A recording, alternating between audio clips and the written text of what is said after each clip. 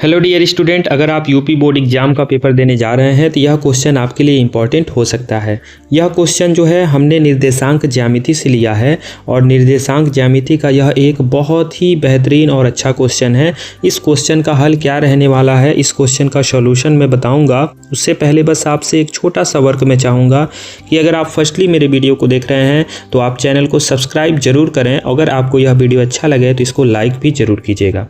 तो इस क्वेश्चन का हल क्या रहने वाला है, सबसे पहले उस पर चर्चा करने से पहले मैं बात कर लूं कि यह जो आपका प्रश्न लिया गया है वो निर्देशांक ज्यामिति आपका एक टॉपिक है, उससे लिया गया है। निर्देशांक ज्यामिति और निर्देशांक ज्यामिति का यह एक बहुत ही इम्पॉर्टेंट क्वेश्चन है, क्योंकि ऐसे क्वेश्चन निर्देशांक ज्यामिति वाले पूछे जाते हैं। इस क्वेश्चन का हल क्या रहने वाला है मैं बता रहा हूँ। इसमें कह रहा है कि निर्धारित करना है आपको कि ये जो एक बिंदु ये है, एक बिंदु ये है और एक बिंदु ये है, क्या ये संरेखी हैं। सबसे पहली बात, जब भी निर्देशांक ज्यामिति से क्वेश्चन संरेखी के कंडीशन में पूछेगा और वहाँ पे जो भी बिंदु दिए रहेंगे तो अगर संरेखी हैं तो वह बराबर दूरी पर होंगे, बराबर दूरी पर होंगे, यानी दूरी उनके बीच की क्या होनी चाहिए, बराबर होनी चाहिए। अगर दूरी बराबर है, ठीक है, जो दूरी है अगर उसका रिलेशन बराबर से है तब तो वो संरेखी हैं, अगर बराबर का रिलेशन नहीं है तो संरेखी नहीं है। तो चलिए सबसे पहले तो बिंदु को मान लेंगे। माना बिंदु ए बराबर हम मान लेंगे 1, 5, बी बराबर मान लेंगे 2, 3 और सी बराबर मान लेंगे -2 और -11 और बीच की दूरी निकालना शुरू कर देंगे। सबसे पहले ए बी और बी सी निकाल लेते हैं, क्योंकि अगर इनके बीच की दूरी बराबर आ गई तो आगे जाने की ज़रूरत है ही नहीं। तीसरा निकाल सकते हैं, अगर नहीं आई तो फिर यहाँ पे बता पाएंगे कि यह संरेखी नहीं है। तो ए बी बीच की दूरी निकालने का फॉर्मूला क्या होता है,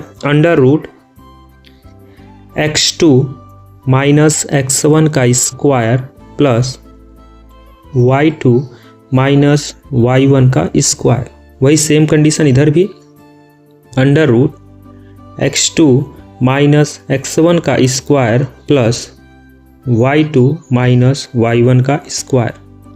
अगर ये दोनों संरेखी हैं तो बराबर होने चाहिए। अब बराबर है तभी तो संरेखी कहेंगे, और संरेखी हैं तो इन दोनों की दूरी हम अलग अलग निकाल रहे हैं, तभी आके कंपैरिजन कर पाएंगे।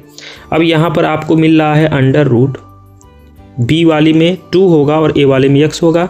तो यहाँ पे ध्यान से देखिएगा तो ए बी के लिए x2 2 हो जाएगा और x1 आपका 1 हो जाएगा और y आपका 3 और y1 आपका 5।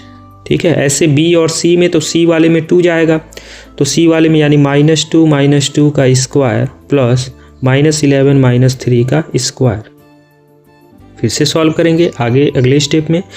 2 में से 1 जाएगा 1 का स्क्वायर और 3 से 5 नहीं जाएगा तो 5 से 3 जाएगा 2। 5 बड़ा है इसलिए माइनस का साइन लगा के स्क्वायर इज इक्वल टू, यहाँ पे क्या बनेगा, माइनस ऐड होता है तो -4 का स्क्वायर और माइनस ऐड होगा -14 का स्क्वायर।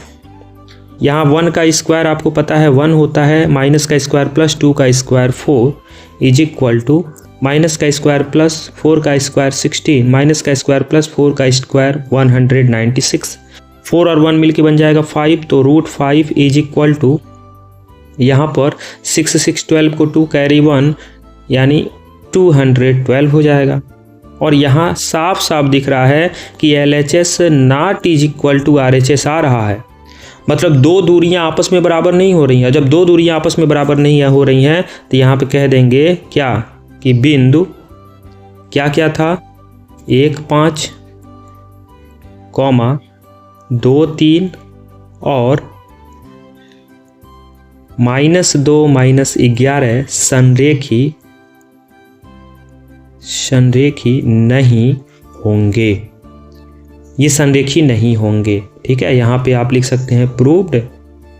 ठीक है, क्योंकि ये प्रूव्ड करना था, दिखाना था, हमने दिखा दिया। क्यों ये संरेखी नहीं होंगे, क्योंकि इनके बीच की दूरियां आपस में बराबर नहीं आ रही हैं। इस पॉइंट को समझिए, इस पॉइंट को ही देख के आप क्लियर हो जाएंगे कि LHS RHS के इज इक्वल टू नहीं है तो हम कैसे कह सकते हैं, और जब नहीं इज इक्वल टू है तो आगे कोई बात नहीं करनी है। तो बस इस क्वेश्चन का सोल्यूशन ये रहने वाला है। ऐसे अगर आपको इंपॉर्टेंट क्वेश्चन चाहिए तो आपको मिलेंगे। और मैं एक बात और बता दूं, ये हिंदी मीडियम वाले बच्चों के लिए था, इंग्लिश मीडियम वाले बच्चों के लिए भी मैं क्वेश्चन लेके आऊँगा, इंपॉर्टेंट क्वेश्चन ऐसे ही छोटी छोटी वीडियोज़ में बनाऊँगा आपके लिए।